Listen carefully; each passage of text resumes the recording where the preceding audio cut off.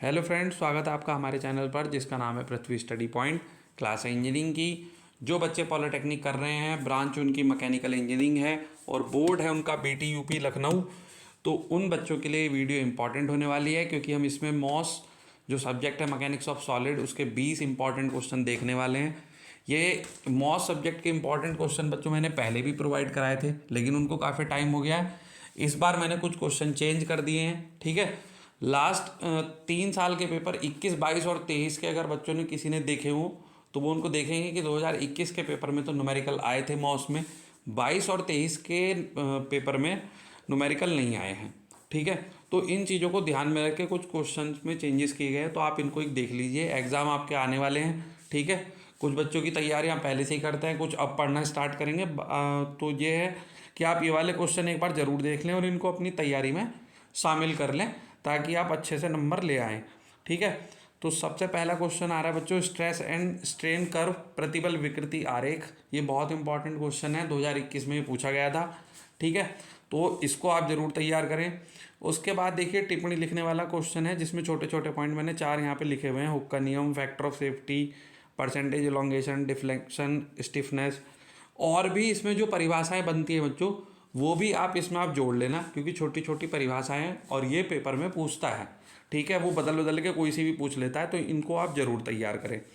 ठीक है, जैसे पॉइजन रेशियो हो गया, यहाँ मैंने लिखा नहीं है, आपको ध्यान होगा। ठीक है, वो आप पढ़ सकते हैं। तीसरे क्वेश्चन की तरफ चल रहे हैं बच्चों, type of stress and strain, प्रतिबल के प्रकार और विकृति के प्रकार। ये क्वेश्चन भी आप पढ़ सकते हैं, ये भी बोर्ड में पूछा जा चुका है। ठीक है, नेक्स्ट पढ़ते हैं बच्चों, ये टिप्पणी लिखने का जिसमें moment of inertia and second moment of inertia, जड़त्वागुण और द्वितीय जड़त्वागुण की परिभाषा क्या है, कॉन्सेप्ट से आप क्या समझते हैं, इसकी थ्योरी पढ़नी है। रेडियस ऑफ जायरेशन, घूर्णन त्रिज्या क्या होती है, इसकी डेफिनेशन, फॉर्मूला, ये आपको पढ़ना है। ठीक है, नेक्स्ट क्वेश्चन आ रहा है बच्चों, second moment of area for L, T and I section. ये न्यूमेरिकल प्रॉब्लम मैंने लिखा है। मान लीजिए अगर पेपर में न्यूमेरिकल आया इस बार अगर, तो आपको ये जो आई सेक्शन के जो जड़त्वागुण निकालते हैं, I section, L section, T section, तो इस टाइप के न्यूमेरिकल आप प्रैक्टिस कर लें। हो सकता है पेपर में इस तरीके का न्यूमेरिकल मिल जाए, या मोमेंट ऑफ इनर्शिया निकालने को भी आ जाए लिखने के लिए, जैसे फॉर्मूले आ जाते हैं। ठीक है, तो इसलिए मैंने यहाँ न्यूमेरिकल प्रॉब्लम लिख दिया है। नेक्स्ट क्वेश्चन चलते हैं बच्चों, ये टॉपिक आपको पूरा बुक में मिल जाएगा, process of bending and important terms related to it, कि नमन क्या है और उससे संबंधित कुछ परिभाषाएं। इसमें डायग्राम बनता है जिसमें उदासीन सतह, उदासीन अक्ष, वक्रता, त्रिज्या, नमन प्रतिबल, मोमेंट ऑफ रेजिस्टेंस, इसको कहते हैं प्रतिरोधी घूर्ण। तो ये पूरा एक टॉपिक है। ठीक है, तो ये पूरा टॉपिक जो है 5 नंबर का बन रहा है, तो इसको आप जो है अच्छे से तैयार कर लें। ठीक, उसके बाद बच्चों नेक्स्ट है assumption for pure bending and use of bending equation. Bending equation का डेरिवेशन अब सिलेबस में नहीं है। ठीक है, तो यहाँ पे क्या है कि प्योर बेंडिंग क्या है, इसमें जो एजम्पशन है डेरिवेशन के वो, और बेंडिंग इक्वेशन का यूज़, ये याद करना है। ठीक है, और बेंडिंग इक्वेशन के जो न्यूमेरिकल हैं आप वो प्रैक्टिस कर सकते हैं। ठीक है, उसके बाद बच्चों अगला क्वेश्चन है comparison between solid and hollow shaft with regard to their strength and weight. देखिए ये क्वेश्चन जो लास्ट मैंने इंपॉर्टेंट बताए थे ना वीडियो मॉस में, उसमें भी था और इसमें भी मैंने इसको लिया है कि सॉलिड और होलो शाफ्ट की तुलना कराई जाती है या तो उनकी स्ट्रेंथ की या भारों की। तो ये दो अलग अलग डेरिवेशन है बच्चों। ठीक है, तो दोनों ही आपको तैयार करने हैं। ठोस तथा खोखली शाफ्ट की भारों की तुलना, उसका डेरिवेशन है, और उनकी सामर्थ्यों की तुलना। तो ये दो इंपॉर्टेंट टॉपिक है। ठीक है, इसको आप तैयार कर लें। नेक्स्ट 9th क्वेश्चन है what is torsion, difference between torque and torsion. ये क्वेश्चन भी बच्चों पेपर में आया हुआ है। ठीक है, इसको आप तैयार कर लें। नेक्स्ट है कॉलम, कॉलम के टाइप, यूलर फार्मूला, रैनकाइन फार्मूला। आपको पता है इनके डेरिवेशन आपके सिलेबस में नहीं है, सिर्फ फार्मूले हैं। ठीक है, जो लिखने के लिए आ जाते हैं या कभी कोई छोटा न्यूमेरिकल बन के आ जाता है, तो वो कॉलम और कॉलम के टाइप आप पढ़ेंगे। ठीक, उसमें अलग अलग कंडीशंस होती हैं, तो उसमें जो इफेक्टिव लेंथ है वो क्या क्या चेंज होती हैं, वो 3-4 केस हैं जो आपको याद रखने हैं, और उससे रिलेटेड अगर कोई छोटा न्यूमेरिकल आ जाए तो आप पेपर में कर लेंगे। ठीक है, आगे बढ़ते हैं बच्चों। टिप्पणी लिखने वाला क्वेश्चन इसी चैप्टर का बन रहा है। बकलिंग लोड क्या है, crushing load, slenderness ratio, effective length. ठीक है, बहुत छोटा सा चैप्टर है ये कॉलम वाला, इसको आप अच्छे से तैयार कर लो, आपको यहाँ से 1 या 2 क्वेश्चन मिलने ही हैं और वो ज़्यादा टॉपिक भी नहीं है, ठीक है, इसको आप आराम से कर सकते हो। नेक्स्ट आ रहा है बच्चों SFD BMD न्यूमेरिकल प्रॉब्लम लिखिएगा, ठीक है। अब देखो इसमें भी यही चीज़ है बच्चों, या तो इसमें क्या होता है कि SFD BMD का कोई न्यूमेरिकल आ जाए, ठीक है, या कभी कभी ऐसा भी हुआ है कि वो ये पूछ लेता है कि शियर फोर्स डायग्राम की से आप क्या समझते हैं या उसका प्रोसीजर, तो उसमें आपको पूरा बताना पड़ता है कि SFD किस तरीके से बनाते हैं, BMD कैसे बनाते हैं।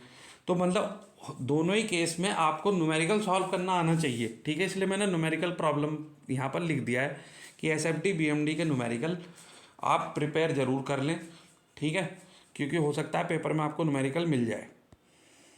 आगे बढ़ते हैं, longitudinal stress and circumferential stress, ये आ गया बच्चों आपका लास्ट वाला जो चैप्टर है, थिन सिलेंडर थिक सिलेंडर वाला। तो मैंने यहाँ पे देख रहे हैं आप दोनों अपना ऑब्लिक करके लिखा है, या तो ये सिलेंड्रिकल सेल के लिए पूछ लेगा या स्फेरिकल सेल के लिए पूछ लेगा, क्योंकि इस चैप्टर में क्वेश्चन ज़्यादा नहीं है तो पूरी पॉसिबिलिटी है कि ये क्वेश्चन आपको पेपर में मिलेगा ज़रूर, ठीक है। या तो सिलेंड्रिकल सेल के लिए पूछेगा अनुदैर्ध्य प्रतिबल और परिधीय प्रतिबल बताइए, या गोलीय सेल के लिए, गोलीय खोल जिसे कहते हैं हिंदी में, उसके लिए पूछ लेगा। तो ये आप तैयार कर लेंगे। नेक्स्ट क्वेश्चन चलते हैं बच्चों, 14 क्वेश्चन है, explain resilience, proof resilience, modulus of resilience. ये जो है छोटी छोटी परिभाषाएं हैं, इनको आप आराम से याद कर सकते हैं, ये पेपर में आई पहले भी पूछी जा चुकी हैं, आगे भी इनके चांस हैं, ठीक है। नेक्स्ट आ रहा है बच्चों stress due to gradual load और फॉलिंग लोड।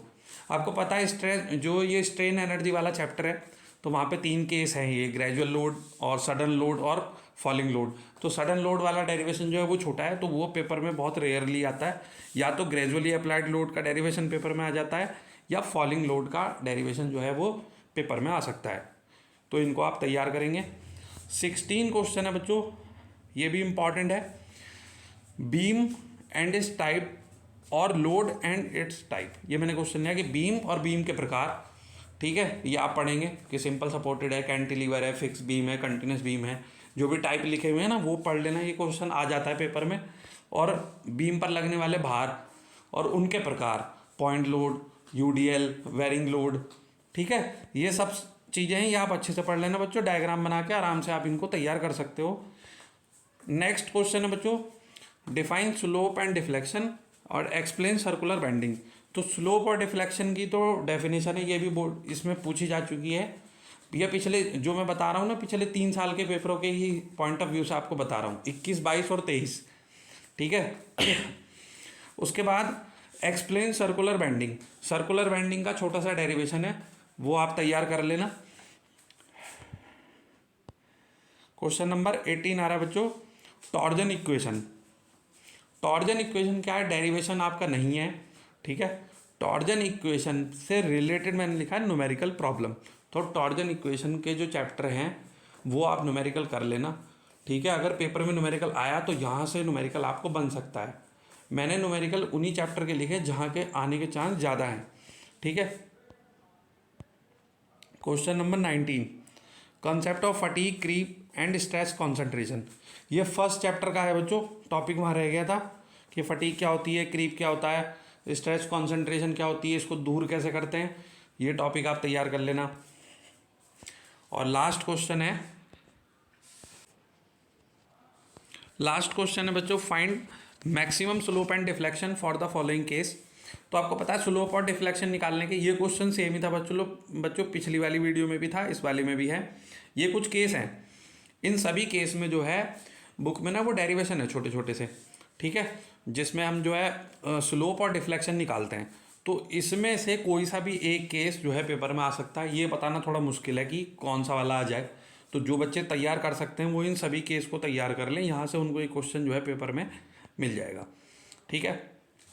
तो ये 20 क्वेश्चन थे बच्चों, ठीक है, जिनको आप अपनी तैयारी में शामिल कर लें, और उम्मीद है ये आपको पूरी हेल्प करेंगे और आपका रिजल्ट अच्छा रहेगा, ठीक है। ये वीडियो पसंद आई हो तो बच्चों लाइक कर देना, जो बच्चे चैनल पर नए हो चैनल को सब्सक्राइब कर लें, ठीक है। एग्ज़ाम के लिए गुड लक, मिलेंगे नेक्स्ट क्लास में, तब तक पढ़ते रहिए, खुश रहिए।